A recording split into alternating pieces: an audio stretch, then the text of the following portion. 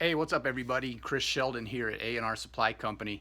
I just wanted to make a quick video and show you an easy-peasy wand repair that we do here at the store. Customer the other day brought in an Evolution wand. It's an 1.5 inch wand, and the problem was the bracket that was holding on the valve was broken, and it's aluminum, and we don't weld aluminum here.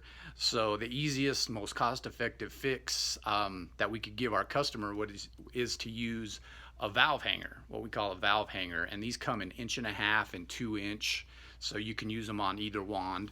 So what I had to do on this one was I had to cut off the existing bracket. I used a die grinder, cut off the existing bracket, and then the valve hanger just slips on to the tube. And as you can see, once you tighten the two bolts, the valve hanger, it grips the tube. It gets really tight against the tube, and it's very secure.